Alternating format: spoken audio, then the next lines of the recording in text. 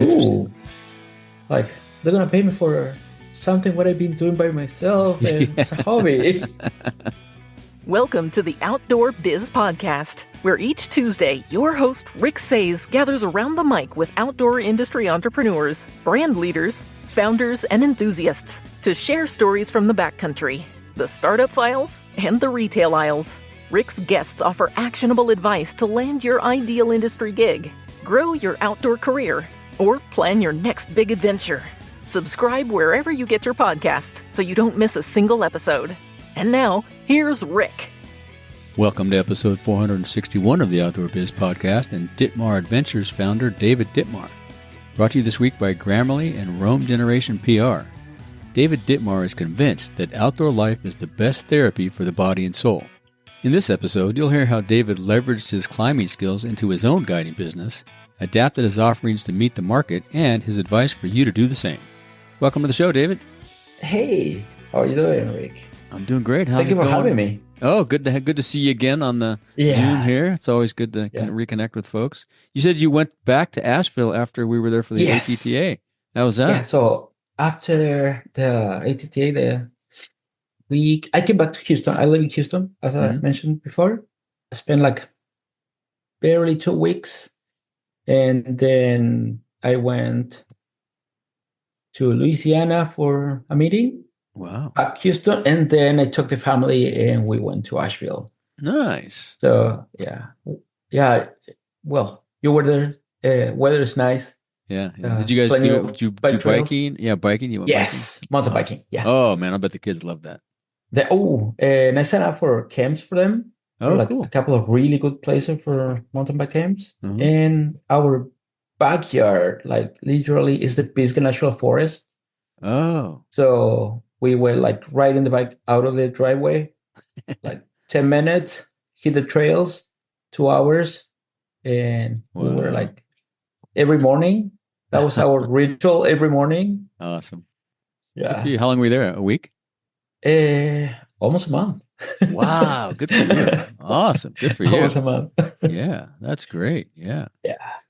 Well, so let's get started. Did you grow up in an adventurous family? How'd you get into the adventure world? Well, I grew up in it like a traveler family. My dad was in the army. Okay. So that involved like every 5 years he was relocated. Oh, wow. So that like moving cities feeling, I grew up with that kind of normal. When I was 10, what I recall, I start to remember my dad like took us because I'm the oldest. We're 3. Okay.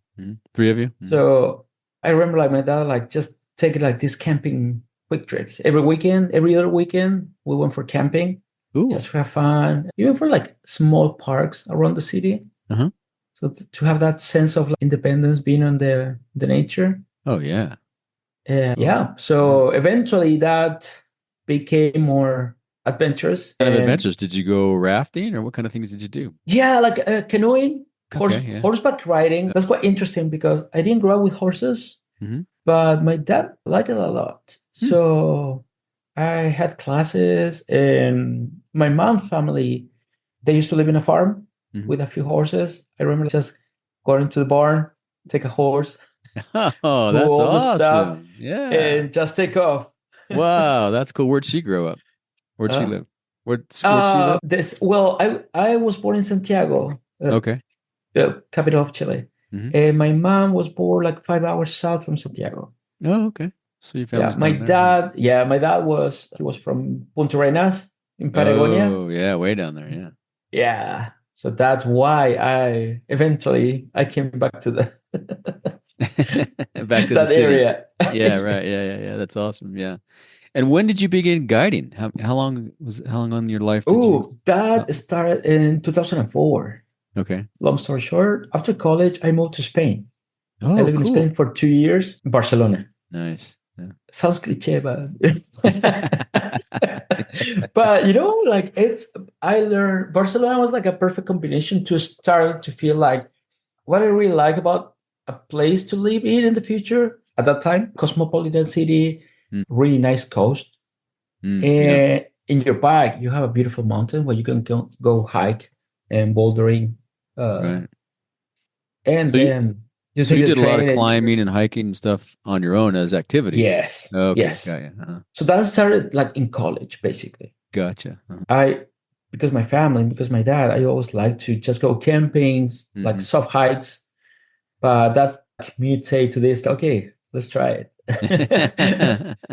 Do you remember who took you Self-sufficient. climbing first? What was your first climbing adventure? It was a couple of friends actually would invite me to a boulder nearby Santiago, like going to the coast, like 40 minutes away from Santiago. Beautiful bouldering in front of the coast. And then I started like from like rocks, not going to the gym.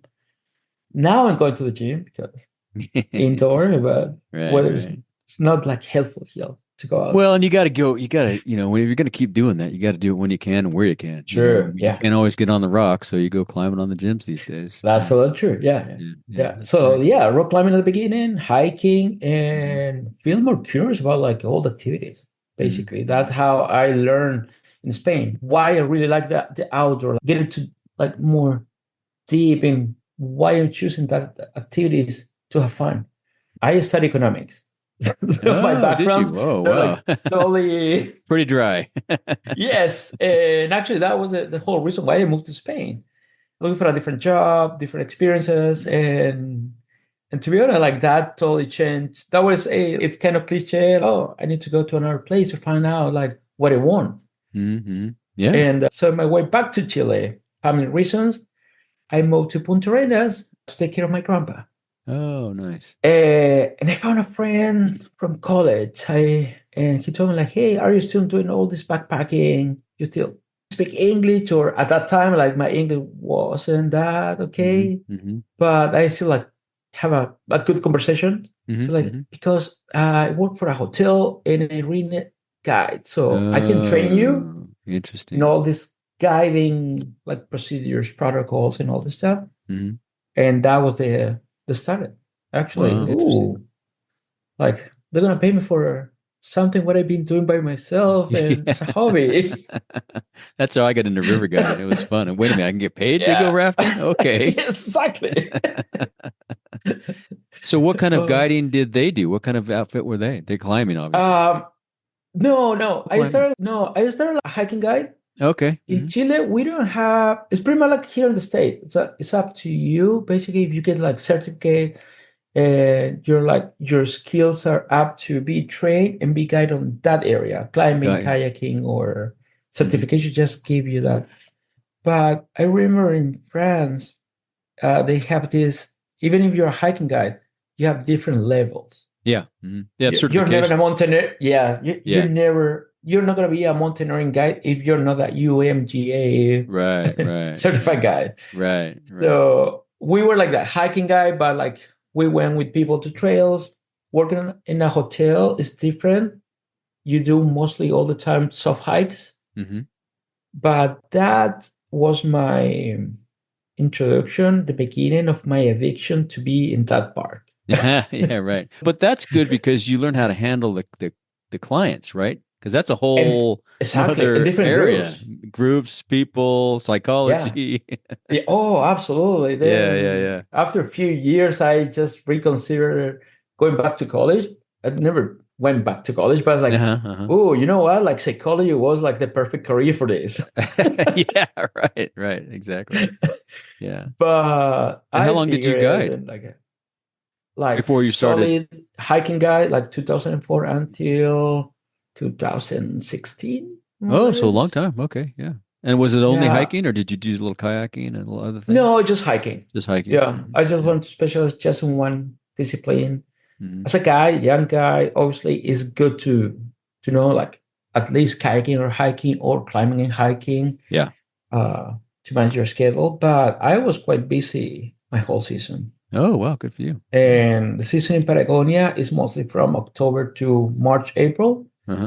So we just condensate all the trips and try to be there. So what I say, like I get it addicted. So I spend my free time in the park. I start to just ask the park rangers if I go to these closing trails or pretty much like off the beaten path areas to explore by myself, to mapping the park by myself. So eventually I can offer like my services as a totally backpacking guide. Oh, so you knew you wanted to do that eventually. Yes, I love expeditions. Like I found joy to be like self-sufficient. And that's how I started too. Like my first like backpacking trips at that time, I'm talking like 2005, 2006, Torres del Paine, the park where I was working with, and I'm still working there, wasn't that developed in like infrastructure. Oh, yeah, I can imagine. I was down there years ago. I can't imagine what it's like now. Yeah. Right now, the park is pretty much the same concession with the refugios and campgrounds. But surrounding the park, it's hotels mainly, all-inclusive hotels. Wow. So you go there, you have the transfer taking you to the park, taking it out of the park, moving you to the different areas to do, or kayaking, or backpacking, or hiking. But camps, I remember at that time, we need to move the whole camp, like this huge space station domes, the Mountain Hardware. I don't know, remember those? They're still on the market. Yeah, they're still around. They were the perfect ones because of wind. In summer, we have gusts of, I don't know, 40, 60 miles, like constant. So when you're camping, it's not nice having your meal out of there. Yeah, and you can, I mean, we do that. I used to do that in the Sierra. We'd go backcountry skiing in the springtime. And we go in and set up, there's a couple of campgrounds up on Tioga Pass. So we would go set up a bunch of stuff, put it in like a bear locker, camping, and then we go up in the winter and ski, springtime actually. Yeah. And so we had all the stuff, and we used those big base camp things, the giant domes, a couple of times. They're great to have. It's so nice inside there, and easier to do than a bunch of tents, so. Oh, yeah. No, we were able to set the tent in 15 minutes, just two people. Right. And then we mount the kitchen, the dining table. They were fantastic. And we were moving that camp every 10, 15 miles. So we have like 5 expeditions. We call it expeditions at that time. Now they're like just backpacking trips. But 8 days, 9 days. So we were carrying like, I don't know. Wow. You didn't have animals, mules or anything to move it? You moved it? So we moved the big tent and the campground tent on horses. Okay, got you. And all the food, we carry the food. Yeah, got you. Yeah, that's a whole nother thing to manage, though. Horses and food for the horses. And Yes. Yeah. So that's, again, like at the beginning, my introduction to, this is the logistic for camps. So like I started, that when my degree came like on my, like the back of my mind, like, I can manage this. Right. I can improve this. Right. I can change this. Right. Help you organize everything. That's right. Yeah. Yeah. So how is then eventually to set my own business. Yeah. So how has your role changed over the years? As founder, you got to do everything. Do you still get to go out a lot? Oh yeah, at the beginning, like guiding, logistic, campaign. Did it all. Then few years. I started my like guiding service company in 2006. Okay. So after just few years of guiding, I started to offer me as a just independent guide and guidance services. Working with companies at that time, there were like one Dutch and another British company, but they just always require my services. Yeah. Every season, like every 2 months, I have big groups for these expeditions. Yeah. 2007, that summer, I met my wife. Okay. So we started to talk. She went down there to work as a teacher. Oh, so from here, she was born in California. Okay. I mean, things. They moved to Texas, so that's the whole thing. That way, I'm living here in Houston. Gotcha. That makes sense, right? Okay, that makes sense.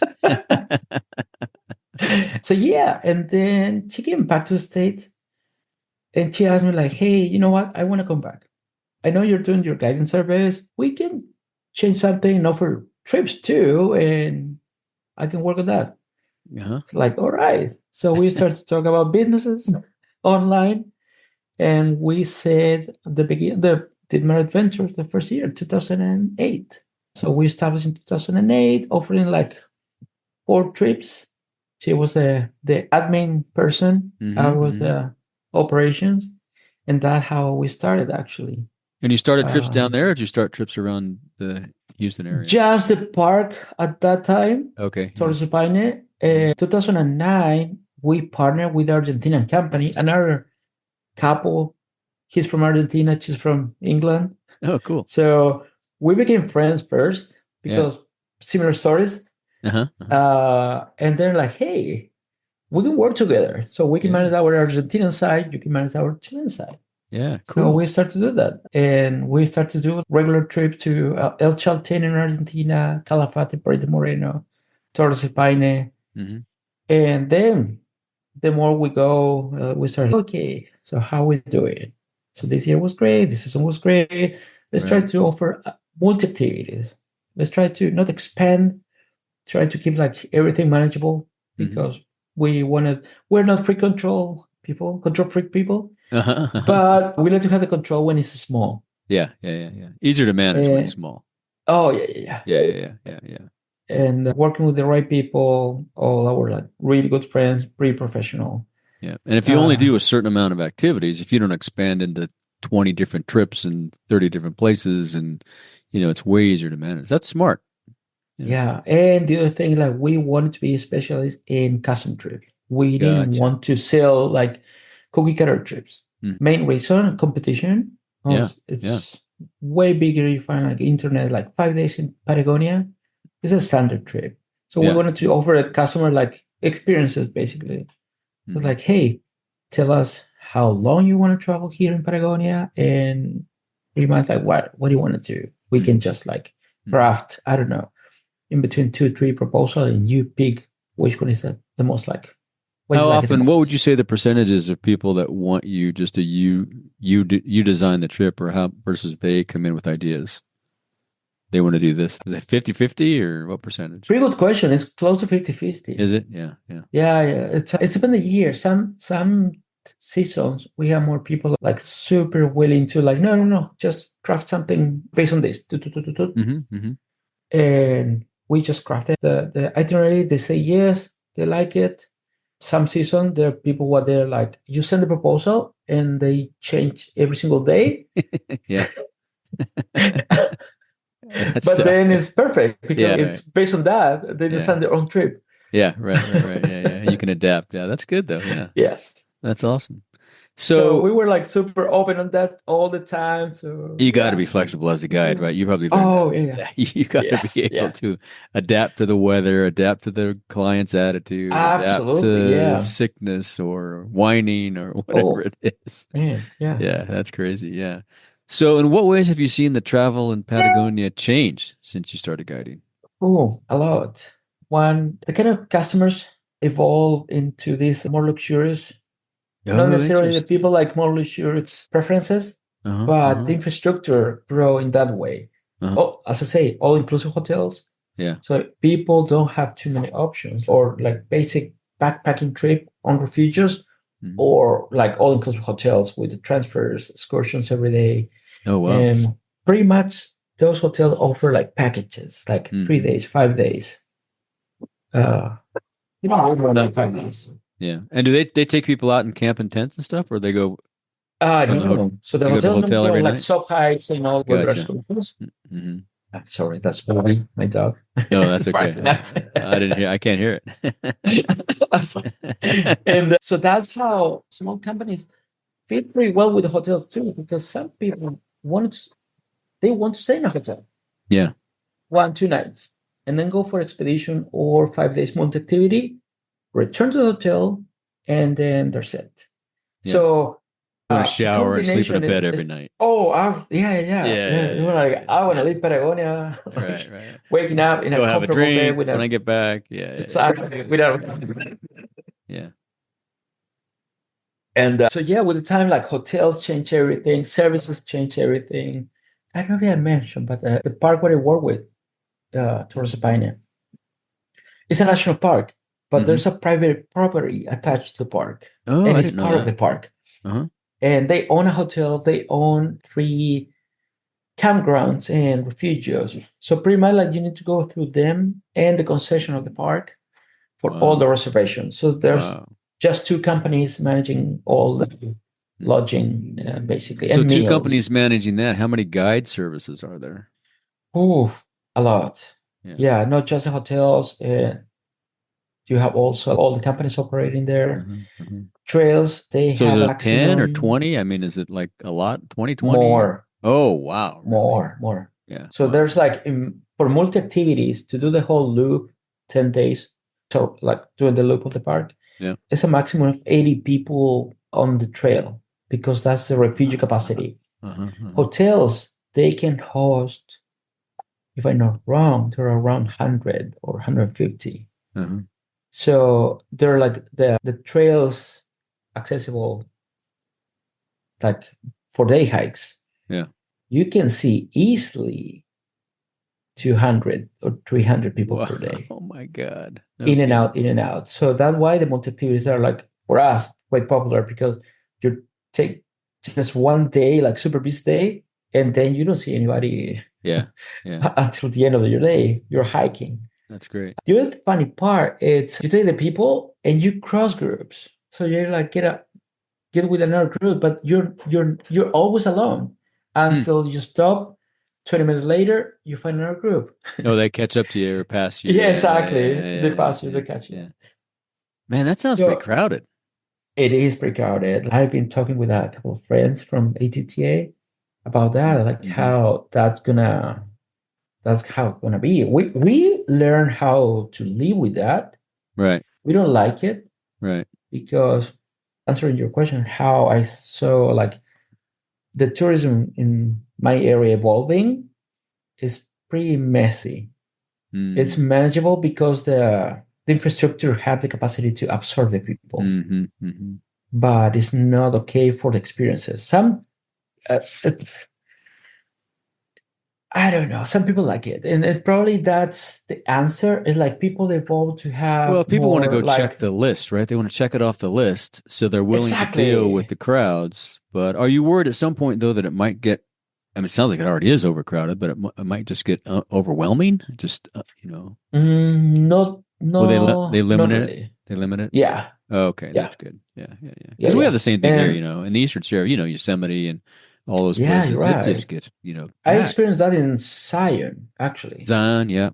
If you're late, oh man, lines are huge. Or if you're driving down that road back into the canyon, I forget the name of the canyon, and there's some kind of wildlife. It's a rush hour. Yeah, it's a traffic jam. Yeah, It's crazy. They're all looking at the quail or whatever it is, and everybody's got to do their thing. I'm not knocking that, but it's that's probably like the difference between area. So we don't have say that again. road. The difference between what? Sorry. Torres del Paine and Chaltén. Okay, yeah. And different with the states, United States parks. So you have a really nice road infrastructure to get the place. Yep. We don't have that. Oh. So you have a secondary road, a really nice road, get into the park. From the entrance to the park, from the park to the trails, you have a little shuttle buses to take you there. So you're hiking. So that's good that they don't allow everybody's cars do it there. Exactly. Yeah. And they don't want to fix the road. Right. We complain about that because of our transfers. Right. Because the park, they don't want to see buses. Right. Like these huge tourist buses, like stopping in every single spot to take photos. That's what we have, the tourist buses. Yeah. So what's your perspective on how the local communities have adapted to all this increased tourism? It was hard for the communities. I saw that. Not being from the region, people, they used to be reluctant. They were reluctant to have foreigners, like calling foreigners, even they were from Santiago or another city in Chile. We weren't from Magallanes. They're super proud of being from that region. To go there, work, and live. We were few at the beginning, but we decided to stay all year round and invest in the town. So I saw the whole evolution of the people, be more accepting, be more tolerant with the people working in tourism, and seeing the activity as a nice industry for the town. Sure, creates jobs. Exactly. Yeah. Exactly. And it started to create more and more jobs. Yeah. But it created a problem. But it's like more people living in the town and having like housing problem. Yeah, right. Yeah. Prices, those communities right outside the parks are probably just full. Oh, yeah. And prices, they went skyrocket because supply and demand. no more houses. Okay, I can rent you, but this is the price. Yeah. Now, we're lucky here. I was gonna say we're lucky here in Bishop because LA owns a lot of the land, so they can't build any more houses, right? Because they have the water rights. So you're right. We're not going to get that much more development here in Bishop, or Mammoth can only get so big. It's Mammoth, it's not going to go beyond that. So we're fortunate, but some of the places on the east side, like Merced and other places like that, it's pretty crowded now. But you're totally. I never thought that. It totally makes sense. That's awesome. That's why Bishop is so great. Keep it small. Yeah, that's right. That's right. It's always going to be about 5,000 people, 6,000 people. Yeah, that's pretty good. That's awesome. Yeah, I know the town it starts to grow and grow, not in size, but changing infrastructure basically. So they improve the infrastructure. They build more hotels too. So there are more people in summer, and then winter's normal, regular, and it's Winter's nice. It's pretty really quiet because the hotels, do they close or do they just scale up? Not all of them. Big hotels, they stay open. Yeah, they can manage low seasons. Yeah. Small hotels, bed and breakfast, they just close at the end of the season. Yeah, we have that too. Yeah. Restaurants are probably 70% of the restaurant they close. Yeah. Well, when you're used to, it's not really nice because you want to go to your favorite place. It's closed. We have the same thing. There's a pizza place. Oh, dang it! No, it's winter. They're not open. Yes. If you see me staring off the screen over here to the right, I'm looking at the questions, so I'm not. It's all good. Yeah. All right.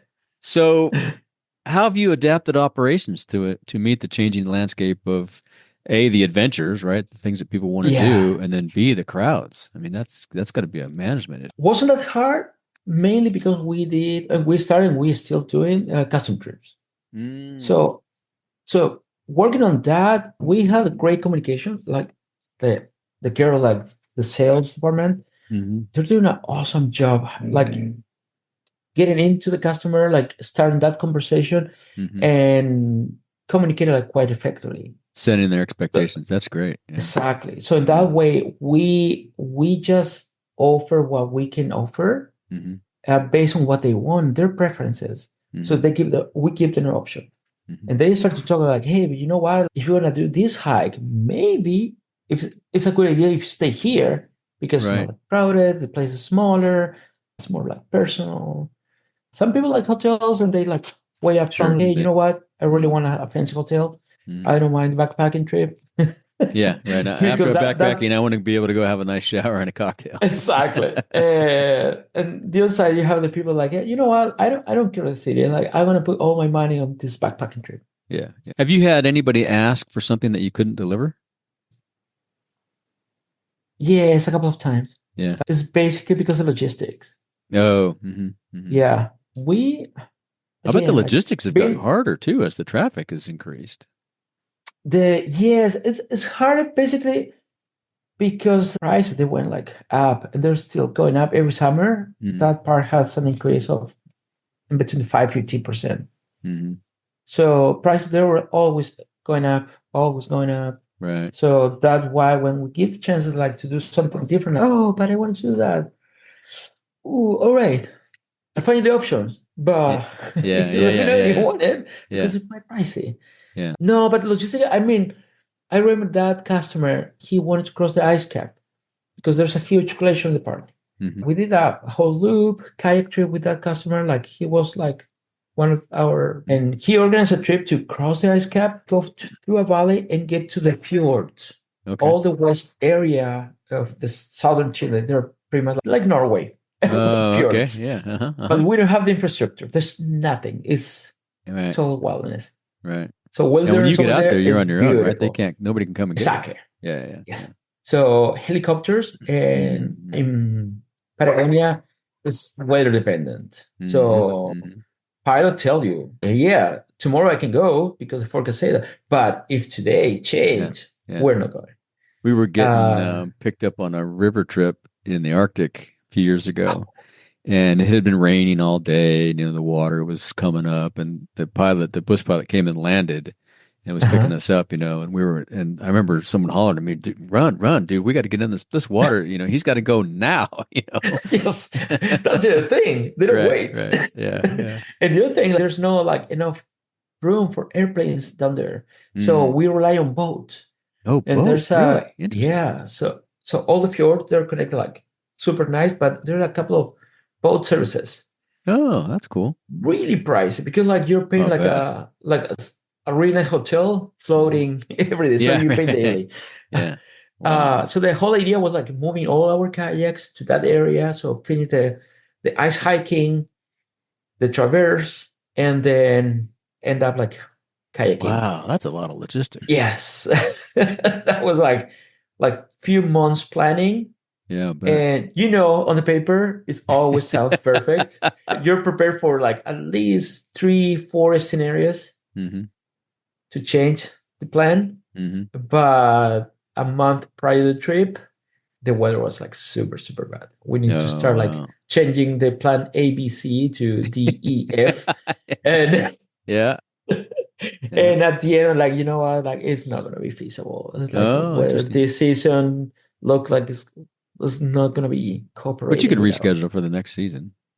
Yes. Yeah. Yeah. So yeah, we started just like, but did they COVID cancel? hit that year. Yeah, yes, yeah, they cancel because COVID. And then we just moved another year. And at the end, no, you know what? We're getting old. And that plan, it doesn't work anymore. So we're going to just think about like probably a biking trip now. Yeah. Did they go for the biking trip? Yes. Oh, that's cool. That's good. Yeah, we took about 20 days biking trip in northern Patagonia. Yeah. So what kind of things are you guys doing to ensure sustainability and responsible tourism in your operations? So basically, we wanted to be loyal to two lines of work. One is always working with the communities and working like in the whole meaning of the world, like with them, but also learning and teaching them how to work sustainable, like how to choose being responsible with the environment first. That's one of our like main core values. And the other thing is creating local jobs. Because we realized that at the very beginning when, like my experience, not being from the region, being hired from a hotel, not prioritizing someone from there. I'm not saying like equal opportunities, but with the time, a big group of people in Puerto Natales, the town, we started just encourage young students from Puerto Natales to get more involved in tourism. Right. Like to see the activity like something to grow. Something to like support them and to make the city like better. Right. So yeah, we start to encourage more guides to teach young kids, to take them and hey, you know what? Like we're gonna do this for free, like small clinics or like climbing clinics, guide training, hike, exactly. Sure. Yeah. To try to get more people involved and like to give them this taste of like, oh, this is what it is. Yeah. Pretty cool. So being part of that I feel really proud of my team. Like, that's great. To get like people encourage like locals to get more locals involved in tourism and taking care of the environment. That's always a key part of the main core. So everything what we choose, it's need to meet the standard. Yeah. Do you actually run a guide school, or is it just kind of as you meet people? No. Luckily, in Chile, you can apply for these grants if you want to train people, employees, basically. So you need to. Yeah. So they encourage you to hire people. Smart. To be on like under contract and not taking advantage of that, but the government also give you money if you want to train them. So like great. They reimburse you all what you're like investing in your people. Yeah. The government like give you between 60 and 80% of what you're putting on there. Yeah. So it's a good way to work all together.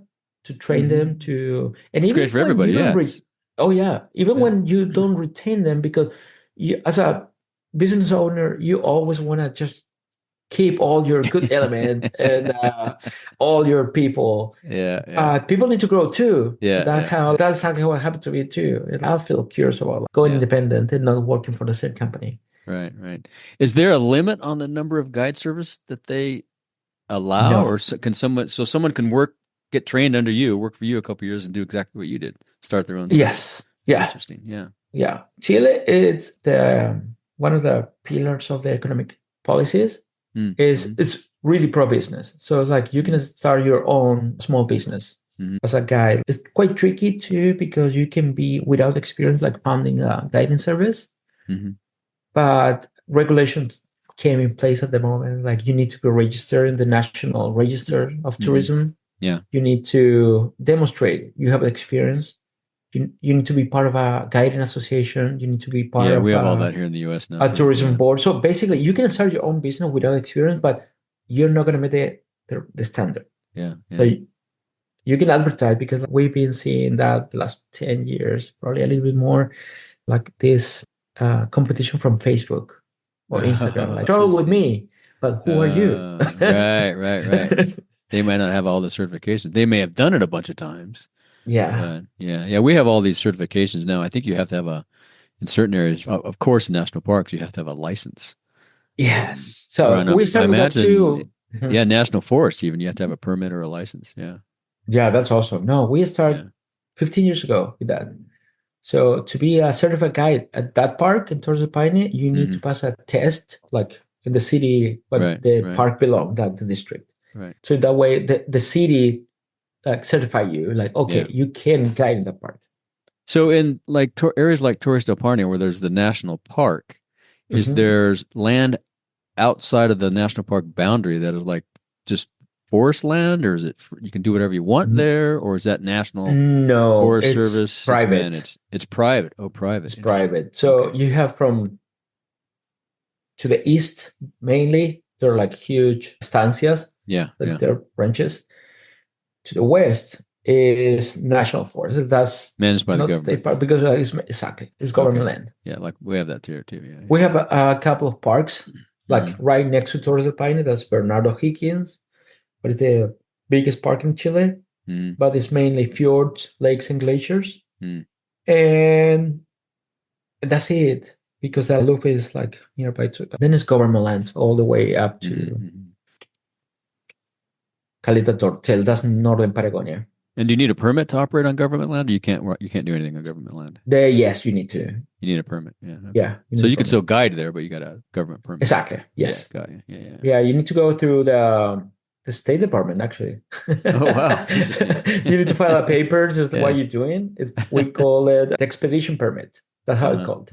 So it needs to be signed in Santiago. It's centralized.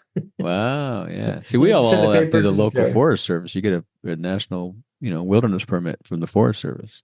Yeah. No, even if you go backpacking, just for you're not guiding anybody. You're just me and you're going to go backpacking. You need to get a exactly. No, you can go to the Forest Services in Chile, but they are like, no, that's not my park. Yeah. Interesting. That's government land. Yeah. Talk with the government. That's crazy. Yeah. Hey, do you write a lot? No, I mean a lot. It feels like I write a ton. From podcast show notes, questions for guests, to social posts, I'm always trying to create compelling content, but also write properly. Proper spelling, grammar, sentence structure. I want it to sound good and also be correct. And I can hear Mrs. Muir from my high school English class in my ear as she reviews my paper and kindly points out all the mistakes I made, particularly mixing up the I and the E. I still do that today. If you write as much as I do, it's nice to have a little backup with spelling and grammar, and I use Grammarly. Grammarly is a cloud-based typing assistant.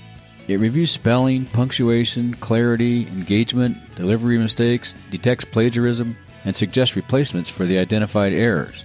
It also allows users to customize their style, tone, and context-specific language. Their instant grammar checker corrects all grammar errors and enhances your writing. To try it out, go to ricksays.com/grammarcheck and get signed up today. You can thank me later. That's ricksays.com/grammarcheck. Let's get back to the show. So is there a particularly impactful experience or story from your time in Patagonia that has something you remember a lot, or it was a great trip, or maybe not so great trip? You had a lot of weather. Is there one thing that stands out? Because I feel like all my guiding time, because every group is different. Right. Every season I have like memorable groups. I feel lucky to meet like great people, and mostly like pretty much all my trips. Same with me. Everything I've been on has been fantastic. Yeah, I became friends with a few of them. With the time, we're still in touch. Yeah, with people all around the globe. That's probably one of the best parts. Yeah, like post trip, and you say like, hey, this is my email. Contact me, Instagram, blah blah blah blah. Right. But you're still like, we talk like 2-3 years per year. Hey, how is doing? Yeah, exactly. Yeah. I have After friends from 10, where I 15 guided years. 20 years ago. Yeah, it's amazing. Yeah. A lot of And friends. Yeah. it's really nice because, yeah, you're sharing 10 days, 15 days, 20 days with the people. And like how when you're like backpacking, kayaking, you're creating a deeper connection because what you're doing is like totally out of your heart. Yeah. Yeah. And I'm still telling people, I started guiding mostly because I feel like I love to share what I enjoy in the outdoors. It's one of the things, like I consider myself a pretty good host of the parks. And I kind of got into it through when I got a degree in outdoor recreation, and one of the things I had to do to graduate was do an internship. And so I found this internship at an outdoor school in San Diego on Palomar Mountain. They had these sixth graders that would come up to this camp every week, and they'd spend the week at the camp, and we'd teach them all kinds of outdoor stuff and take them on hikes. And then one of the guys I was working with there was a river guide in the summers. And so I got to, started river guiding. And once I realized that you could get paid to do this and go to all these wonderful places and have all these great experiences, and 99% of the time, all the groups you're with are fantastic. I've only had one that was terrible on the Kern River, but these guys they were a wild card. They were partiers and they were just nuts. But it's just so wonderful to hang out with all these people and you get paid. Yeah. And I mean, I would do it if I didn't get paid probably, but still same. Like I remember my first year was like, I can do this for free, but I'm getting paid. What is awesome. Yeah. And then in the early days, right, you find yourselves on the weekends, your day off. Oh, let's go rafting. Let's go hiking. Let's go climbing. Yes. You're doing it anyway. That was great too, because that way, how expensive the gear is. Right. Right. As an independent guy, so you're carrying your backpack easily $4,000 or $5,000. Oh yeah, easily. Yeah, and you change that $5,000 every season. That's right. Or every other stuff season wears out. Yeah, that's right. Yeah. So how do you balance the demands of running a company and your passion for adventure and travel? Do you get out on trips much yourself, just for yourself? Yeah. Yes. You do. Good. Yeah. Good. No, luckily it's our business is seasonal. Mm-hmm. Because like in Patagonia, it's pretty much like at the end of September, October to March, mid-April. Right. So the whole winter is prepping for the next season, doing sales, marketing is being our weak point. Oh, really? So we rely on like the repeat word of the people, mouth, working with partners too. Like I started to connect and trying to do business to business. Mm-hmm. A while ago. So in that way, it's at this point of our business, obviously we're putting more money in marketing. We want to do like our own clientele, but we have probably 20-30% it's ours. And the rest are like another companies, platforms, sales platforms. Oh, wow. But at the beginning it's nice too, because customers that go to another channel and that channel pick you to be the local operator. So what we do is like taking care of our business, like operating and taking care of our customers. So being like in that way at the beginning until like a few years ago. So we work the whole season, we prep for the next season. And in that moment, we have free time. Gotcha. So, okay, I just answered the email. I'm going for a bike trip. Yeah. I'll be here tomorrow. Yeah. Or I'll take my kayak. I'll see you this weekend.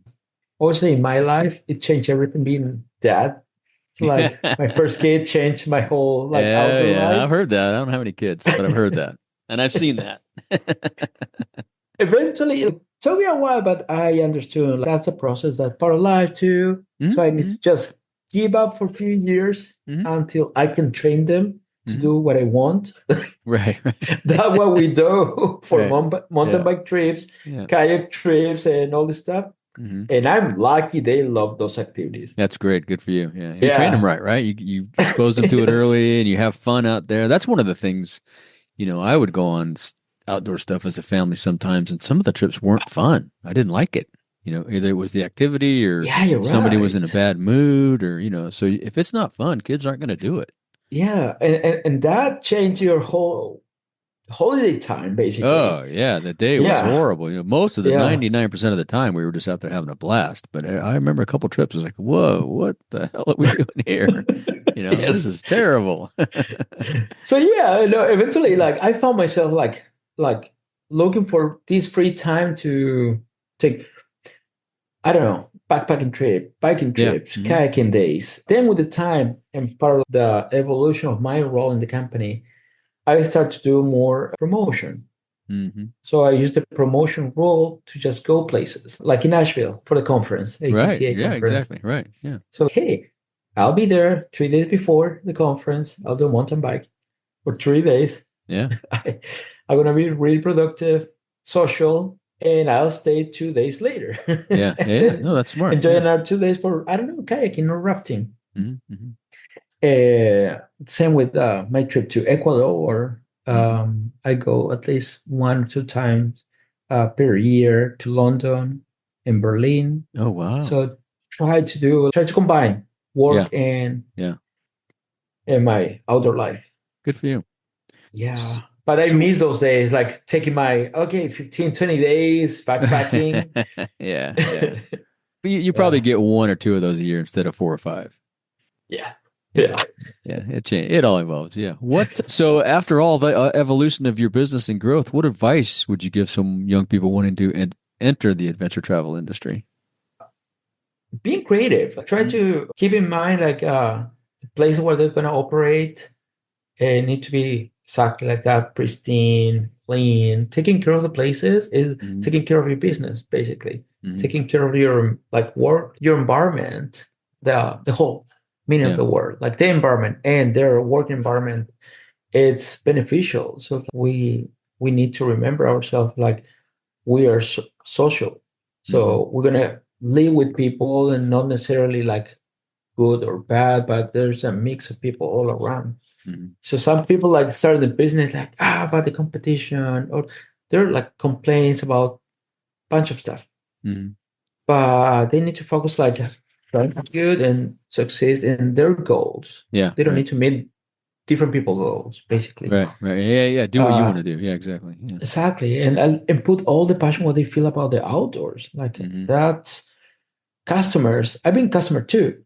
And you can tell when the guy really love what they're doing.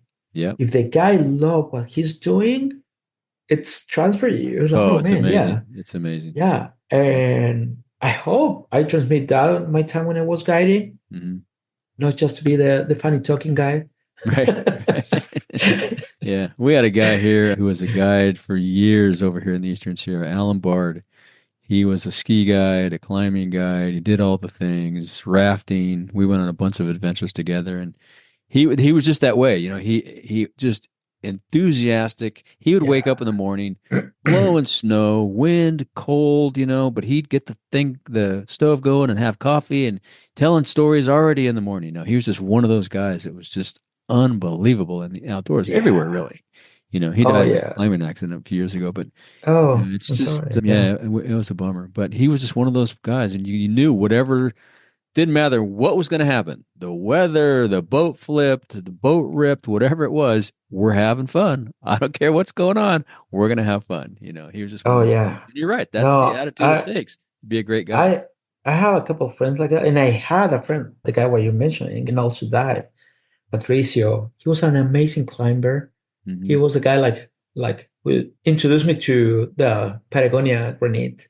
Oh yeah, Alan guided down there. They guided down a couple. Times, I think. Yeah. Oh, no. So Patricio was one of these people. Everybody loved him. Yeah. He was a logistic. He never wanted to be a guide. He wanted to be like part of the organization, the logistic, be in charge of like the whole group of porters, the camp. Food. He wanted That's a good guy to have. That's kind of the nasty jobs. Some of those jobs.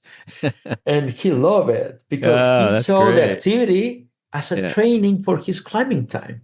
Oh, right. Yeah. And it was pretty sad too because he died on a kayak trip. Oh, wow. He never told the guide he didn't know how to swim. Oh. Yeah, that was a bummer. Man, he was like the most secure person to go with to the mountain. Yeah. He didn't apply the same for the river. Yeah. That was sad. And then I had another story, like a friend, we're still in touch. He used to guide with me. He pursued his dream to be a UMGA guide.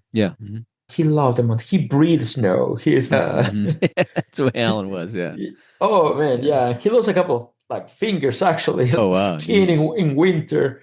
God. But still, all my customers love him. Oh, I love Nico.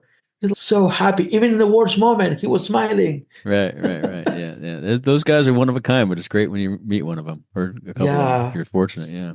But yeah, like being passionate. That's probably like one of the biggest advice. Like being like serious about what you're doing and passionate about the outdoors. Yeah. And you have to be able to be comfortable and pleasant or even happy no matter what the conditions as a guide. Right? Yes. People can't know you're scared. They can't know you're cold. They can't know, they call you out immediately. Yeah. You're the one, like, they already pay you to take decision, to make the decision. Exactly. You're the one who got us into this. Come on. How can you be cold? You didn't plan for this? So, looking to the future, what are your hopes and aspirations for Dittmar Adventures in the next? That's one of the greatest questions. Like we talk about that with my wife, my business partner. I bet you talk about it a lot every night, probably. Pretty much, yes. But that was a conversation like a month ago about, because we said as a business, we started to set 5 years goals. And that's smart. Every 5 years, we decided, no, let's just grow the business until we still manage the business. We wanted to keep it like family business owner. Yep, keep it a little small. Yep. And keep it small. And also our team is being the same for the last 8 years. Oh, that's good too. Yeah. We managed to have all our office team all together. And they're all friends. They have a great time together. And we love that. Yeah. And the way I would make it possible is to keep it small and to grow like a healthy grow, not baby step, but little steps. Yeah. Eventually, yes, our goal for the next 10 years is going to be more like department, but we need to be more conscious about, like, if we get there, how are we going to keep it like familiar? How we're going to keep it friendly? How we're going to keep it not company, like big not and corporate, non-personal. Maintain the things that you've built and the attitudes, and that's great. Yeah, because that one thing it's easy to lose and easy to just forget. I'm not saying like when you're on the top, like you don't see what is going on on the ground, but it's easy to just make little mistakes. Little mistakes on trips change experiences. That's right. And that totally changed the game. Yeah, good for you. Do you have meetings with your guides pretty frequently to talk about that stuff as well? Get their input? Every beginning of the season. And actually, I'm going to Chile now in September. Oh, nice. Yeah, I'm going to Patagonia like first week of September to set the season up, talk with the office, and to have like our guiding meeting. Awesome. Yeah. Yeah. So it's more like everybody know how to do their jobs. Right. So I trust on them that we're working together. No, but it's good to get their ideas and feedback too. They all have some of the great ideas because they're on the ground, right? Yeah, because like at the end of the season we have like a debrief. Like they need to tell me like what it's not okay, because we receive our customer reviews. Like that's check. So we're gonna know like what the guides think about all these reviews, all the situations. In the middle of the season, I don't know when you were guiding, you remember like having the complaints to the company. Oh, like, I don't want that. I don't know. Like, peanuts. I don't want to Stop serving salmon. I'm allergic to salmon. Quit serving salmon. Oh my God. Really? Kind of like that. Yeah. So we had that normally in December, January. They're all like sick of eating the same. Or like, just put it in your book. Just take a note. And at the end of the season, we're gonna see something. Talk about it. Yeah, exactly. Yeah. No, we used to get through that stuff all the time. Yep. That's awesome. Good for you. So a couple fun questions as we wrap up here. What's your favorite piece of outdoor gear under $100? Ooh, you know what? That's I don't know the model, but this little compass, the Suunto Compass. It's $35, $40. I find I like to navigate. So having a compass is being like a habit for me. Like I have one in my backpack. I have the small one in my fanny pack. Yeah, I take think one I with me have a all the compass time. everywhere. Yeah, I do too. Yeah. Yeah. Well, you never know. I mean, it's one of those 10 essentials, right? You got to have it with you because you never know exactly. when you might get lost, you know? Yeah. It's kind of like orientation for me. It's always been an obsession. Yeah. That's a good one. Yeah. I don't think that's ever come up. How about how about a favorite book? Do you read a lot? I used to read a lot. Yeah, yeah. Oh, latest. Doesn't have to be latest, just favorite, all-time favorite, Yeah. or It's not related to tourism or travel. It's Roberto Bolaños. It's a Chilean author. It's in Spanish we say like reality fiction. It's fiction, but based on real places, real people, or you have to send me a link to that. Yeah, no, I'm gonna say it. It's quite good. One, because place where the first book what I read from him, Detectives Salvajes, the wild detectives. Oh, cool. It's based on a group of kids searching for lost or a missing author.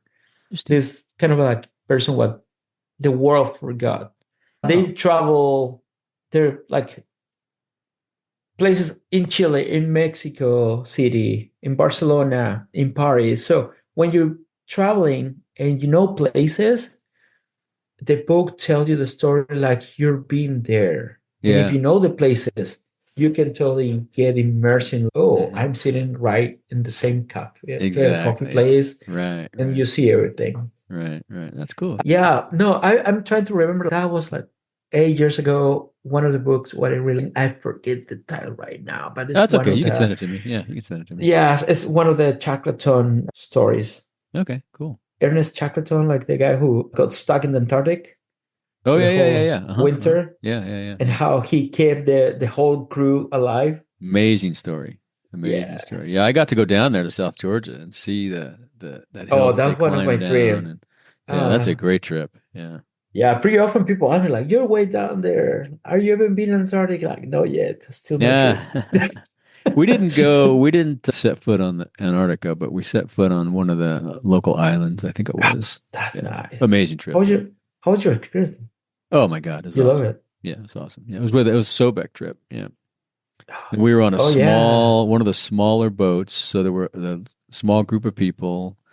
Jonathan Chester was with us, the photographer. He's an amazing guy. I had him on the show recently too. He's got some amazing stories. But yeah, that's so beautiful down there. That what I remember about Mountain Travel Sobek guides. They were like a bag of stories, experiences. I really have fun like meeting with them in my guiding time when like coincidental, we have the same camp and we talk about that. Like, wow, cool. I remember one of the guys, Sergio Finch. I don't know if you remember from your time. Him. He used to participate in the Mexican Revolution. Oh, wow. Yeah, and one of the revolutions. Some great stories. Holy. But like I don't remember like that one of the first Chiapas one in the 70s. Wow. And he started to talk about like how he was like part of that group. Like, but when he saw the problem, he went to live to Europe or something like that. Yeah. So this is those kind of Sobek guides are always great guides. They do a great job finding them and training them. And yeah. It's Richard Bangs has been on the show a couple times. Yeah, he's a good guy to talk with. Yeah. So as we wrap up here, how can people reach out to you, follow up with you? What's the best way? Oh, Instagram. We have a modest Dittmar Adventure on Instagram. Cool. That's what I'm saying. Marketing has been like one of our weakest points the last few years. We were like so busy, like guiding, operations basically. Yeah. I get it. Yeah. You got to sometimes you got to get out of the business to grow the business, right? Yes. So this is my year. That's your year? All right, good. Yeah. Well, I'm going to hold you to that then. I'm going to call you like every once in a while. David, what you do for marketing this month? Come on, tell me. And actually, I'm going to start marketing classes. Awesome. Good for you. Yeah, I'm going to start marketing here in Rice. Very cool. Well, I look forward to seeing you at an event again somewhere. It's great to meet you and great to talk Are you going to Panama? I'm thinking about it. I'm trying to figure out how I can swing the finances because I've Me too. Last week I decided to bail on that. I can't for timing.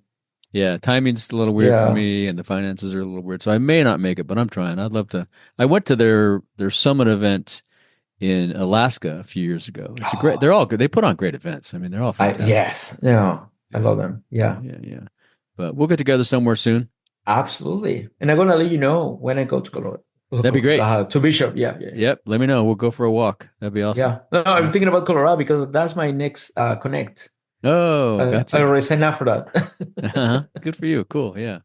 Well, it's been great talking to you. Thanks for coming on. Hey, thank you for having me. And really nice to talk with you again. Unleash your story and watch your brand thrive with Roam Generation PR. In the flood of content these days, brands often find themselves lost at sea, struggling to connect and engage with the right audience at the right time. Roam Generation PR is your lifeline. They'll seamlessly connect your brand story with the ideal audience, driving results to make your brand thrive. Founded on a yacht while sailing around the world, they bring a unique perspective to public relations because they live the lifestyle their partners represent. With a passion for discovery, they've been shining a spotlight on bold, pioneering brands in the travel, adventure, and lifestyle sectors worldwide for years now. Want to know more? Visit RoamGeneration.com and let them help your brand navigate the world of media and outdoor adventure and unleash your story today. Thank you for joining us on another episode of the Outdoor Biz Podcast. Be sure to visit our website, theoutdoorbizpodcast.com, where you'll find show notes with links to everything we talked about and more. Subscribe to the show on Apple Podcasts, Spotify, or wherever you get your podcasts so you'll never miss an episode. Be sure to tune in every week. And thanks again for listening to the Outdoor Biz Podcast with Rick Saez.